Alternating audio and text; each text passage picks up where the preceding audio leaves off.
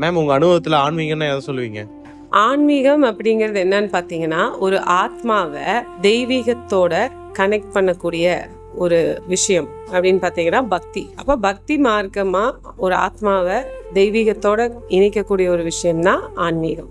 அது அவங்கவுங்களோட பக்தியோட ஆழத்தை பொறுத்து அந்த தெய்வீகத்தை ஒவ்வொரு ஆன்மாவும் அடைய முடியும். மேம் நீங்க எப்படி ஆன்மீகத்துக்குள்ள வந்தீங்க?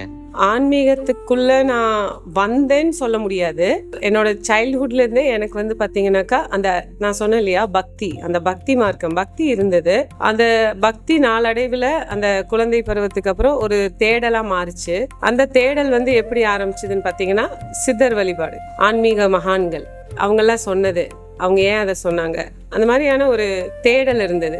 அது மூலியமா என்னோட ஆன்மீக பயணம் தொடர்ந்துச்சு அப்படின்னு சொல்லலாம். மேம் ஆன்மீகம்னா என்னன்னு தெரிஞ்சிருச்சு, ஆன்மீகத்துக்குள்ள போகணும்னா என்ன பண்ணணும்?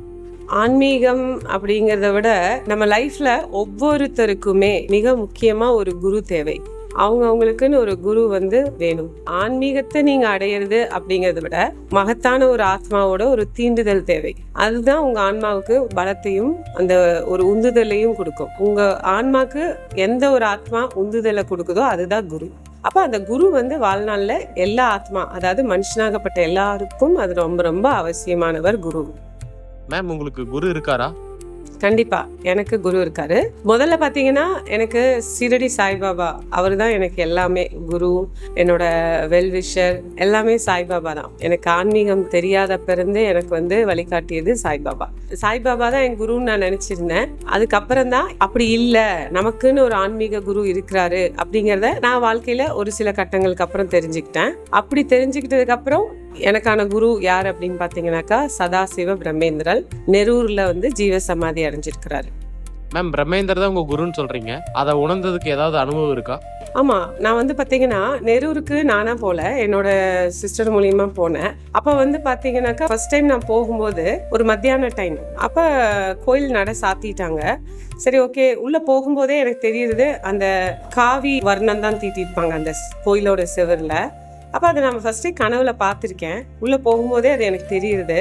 பட் இருந்தாலும் ஸ்டில் அப்படியே ஓகே, எல்லாத்தையும் அப்படியே பார்த்துட்டே அப்சர்வ் பண்ணிட்டு நான் சரி வெளியிலேருந்து ஒரு அங்க பிரதட்சணம் அப்படியே நடந்து வருவோம் அப்படின்னு சொல்லிட்டு வரும்போது ஒரு இடத்துல வரும்போது எனக்கு பார்த்தீங்கன்னாக்கா ஒரு மாதிரி மயக்கம் வர மாதிரி ஆச்சு. அது ஒரு செகண்டு தான் மயங்கியாச்சு. பட் வெளியில் பார்த்தீங்கன்னா மயங்கினதே என்னை உட்கார வச்சிருக்கிறாங்க. உட்கார வச்சுட்டு போய் அப்போல்லாம் நெரூரில் பார்த்தீங்கன்னா கிணத்துலேருந்து தான் தண்ணி மொண்டணும். தண்ணி எடுத்துகிட்டு வர்றதுக்குள்ளே பார்த்தீங்கன்னாக்கா குப்புரை விழுந்து லைட்டாக ஒரு ஃபிட்ஸ் வந்த மாதிரி, வலையிலலாம் உடஞ்சி ஃபேஸ்லலாம் அந்த காரத்தரதானா அதோட அந்த காயங்கள் கீறல்கள் இதெல்லாமே ஃபேஸில். அதுக்கப்புறம் ஈவன் மேபி யூரின் கூட பாஸ் ஆயிருந்தது. இதுதான் வெளியில் என்னோட ஃபிசிக்கல் பாடிக்கு நடந்தது. அப்பயும் உட்கார வச்சு தண்ணி தெளிக்கிறாங்க, எந்திரிக்கல. இது ஃபிசிக்கல் பாடிக்கு நடந்துட்டு இருக்குது. But at the same time நான் அந்த விழுந்த அந்த செகண்ட்லேருந்து பார்த்தீங்கன்னா ஒரு அமைதியான ஒரு இடம், ஒரு நைட் ஸ்கை மாதிரி இருந்தது. நல்லா இருட்டு, ஒரு மரம், அதை சுற்றி ரவுண்டாக ஒரு திட்டு மாதிரி, அதில் அகல் விளக்கெல்லாம் எரியுது. கீழே சில சன்னியாசிகள் அது கீழே உட்காந்து தியானம் பண்ணிட்டு இருக்கிறாங்க. அப்போ அந்த இடம் யோசிச்சு பாருங்க எவ்வளோ அமைதி. இப்போ வரைக்கும் வாழ்க்கையில் நான் அப்படி ஒரு அமைதி நான் பார்த்ததே கிடையாது. அங்கே நானும் இருக்கிறேன். பட் அப்போ அது எனக்கு எப்படி நாங்கள் இருந்தேன் என்னங்கிறது தெரியாது. இப்போ போக போக எனக்கு அந்த ஆன்மீகத்தை பற்றி நிறைய தெரிஞ்சுக்கும் போது அது நம்மளோட ஆஸ்ட்ரல் பாடி அங்கே இருந்திருக்கு ப்ரெசன்ஸ் அப்படிங்கிறத நான் உணர்ந்தேன். அப்போ அதை நான் அங்கே அதை கவனிச்சுட்டு இருக்கும்போது இங்கே வெளியில் இந்த நான் ஃபிசிக்கலி என்னை கண்ணை திறக்கல அப்படிங்கிறதுக்காக கன்னத்தில் அப்புறாங்க. அப்போ நான் கோவம் முழிச்சு பார்க்குறேன். ஏன்னா அவ்வளோ ஒரு பின் ட்ராப், அவ்வளோ ஒரு நிசப்தம், அங்கே அமைதி. அதுலேருந்து ஒருத்தவங்க நம்மளை கன்னத்தில் அரைஞ்சா எப்படி இருக்கும்? அப்போ அந்த கோவத்தோடு தான் நான் கண்ணை திறந்தே நான் பார்த்தது எனக்கு ஒன்றுமே புரியல. வெளியில் நடந்திருக்கிற விஷயங்கள் எல்லாம் எனக்கு அந்த உடம்புல வலியோ எதுவுமே எனக்கு தெரியல. அப்புறம் சரின்னு சொல்லிட்டு கொண்டு உட்கார வச்சிருக்கிறாங்க. திடீர்னு பார்த்தா வாசல்ல சைடன் வச்ச கார்கள் வருது.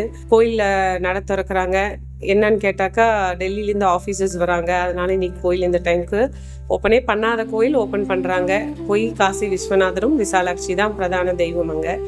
அங்கே கும்பிட்டுட்டு பின்னாடி சிவனுக்கு பின்னாடி அப்படி போனீங்கன்னா தான் பிரம்மேந்திரலோட ஜீவ சமாதி, அந்த வில்வ மரம் இருக்கும் அவர் ஜீவ சமாதிக்கு மேலே. நான் அப்படி பின்னாடி போகிறேன். அப்போ ஸ்டன் ஆகிட்டேன். நான் எல்லாத்தையும் சொல்கிறேன். நான் இங்கே தான் இத்தனை நேரம் நீங்கள் சொன்னீங்க, நான் இங்கே தான் இத்தனை நேரம் இந்த அமைதியில் உட்காந்துட்டு இருந்தேன் அப்படின்னு சொல்கிறேன். யாருக்கும் ஒன்றும் புரியல, எனக்கும் ஒன்றும் புரியலை. அதோட சரி அதுக்கப்புறம் ஒரு 10 வருஷம் நான் பயந்துட்டு அந்த கோயில் பக்கமே போகலை. அப்போவும் எனக்கு தெரியாத அவர் தான் என்னோட குரு அப்படின்னு சொல்லிட்டு. மேம் நீங்க 10 இயர்ஸ் அங்க போகல, அவருதான் குருன்னு எப்படி கண்டுபிடிச்சீங்க? அது வந்து பார்த்தீங்கன்னா, அப்ப வந்து அந்த ஒரு பயம், திரும்ப போனா அந்த மாரி விழுந்துடுவோமோ, என்ன நடந்துச்சுன்னே புரியல. அப்புறம் நெறைய பேர்ட்ட இத பத்தி கேட்டேன். எனக்கு அதுக்கான சரியான விடையும் கிடைக்கல. பட் பக்திங்கிறது இருந்தது. பட் அதையும் தாண்டி அங்க ஏற்படாத ஒரு அனுபவம் வித்தியாசமா ஏற்பட்டதுனால, நான் வந்து ஒரு 10 வருஷம் அந்த கோயிலுக்கு போல. பட் அதுக்கப்புறம் பார்த்தீங்கன்னா, அடிக்கடி ஒரு 2018 அந்த மாரி டைம்ல மகாவதார் பாபாஜி இருக்காரு இல்லையா? அவர் வந்து தூங்கியும் எந்திரிக்காத அந்த ஒரு நிலை, மார்னிங் நம்ம இருப்போம் இல்லையா? அப்ப வந்து எங்கேயோ கூட்டிட்டு போற மாரியே இருக்கும். அப்பதான் நான் வந்து எனக்குள்ளேயே ஒரு ஃபீல், ஓகே சரி ரைட், திரும்ப போய் இதை வந்து அந்த கோயிலுக்கே போய் அது ஒரு வேளை தீட்சையா இருக்கலாமோ, போய் திருப்பி தியானம் பண்ணுவோம் அப்படின்னு சொல்லிட்டு திரும்ப நெரூருக்கு அப்பதான் 2017 ஒரு 18ல தான் நான் போறேன். அப்ப போகும்போது வந்து தியானம் பண்ண ஆரம்பிக்கிறேன். அப்ப பண்ணும்போது பிரம்மேந்திரால் என்கிட்ட வந்து பேசுறத நான் வந்து உணர்ந்தேன். அவரோட வழிகாட்டுதல்கள் வந்து எனக்கு கிடைச்சிது.